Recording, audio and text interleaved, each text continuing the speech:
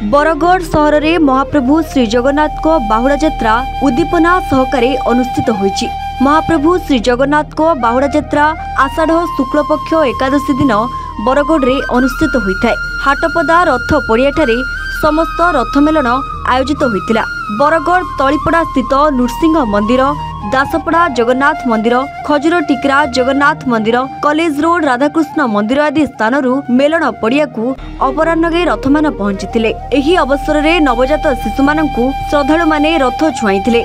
बरगढ़ तथा आखपाख ग्रामांचलरू हजार हजार श्रद्धालु रथारूढ़ प्रभु जगन्नाथ को दर्शन लाभ सह आशीष भिक्षा करथिले। एठारे प्रकाश थाउ कि केउ आवाहन कालरू बरगढ़ सहर में परंपरा चली आसुथबा बेले बाहुड़ा यात्रा आषाढ़ शुक्ल पक्ष एकादशी दिन अनुष्ठित होइताय। हाटपदा पड़िया रे मेलन हेबा सहित बरगढ़वासी गोटे जगार ही सबु पड़ार रथारूढ़ जीव मानंकु दर्शन करिवार परंपरा रही आसिथिबा बेले ए जाए ता अक्षुण्ण रहिछि। परे समस्त रथगुड़िक राति निज निज मंदिर को प्रत्यावर्तन करिथांती।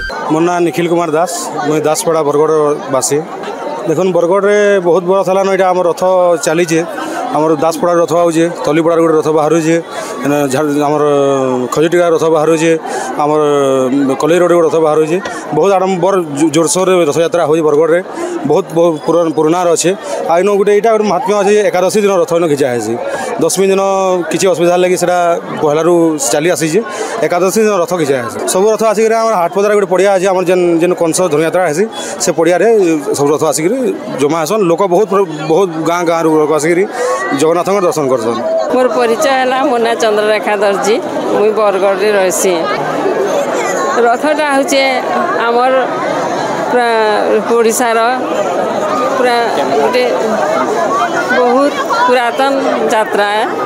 आउ रथटा हूँ समस्त हृदय आत्मा मन समस्त पवित्र होती।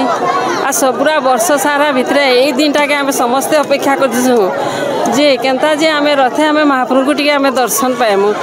जिते बड़े तो आम पुरी गले आम मंदिर दर्शन पाऊँ, किंतु रथरे दर्शन पाइबाटा हूँ बहुत बड़ भाग्य कथा।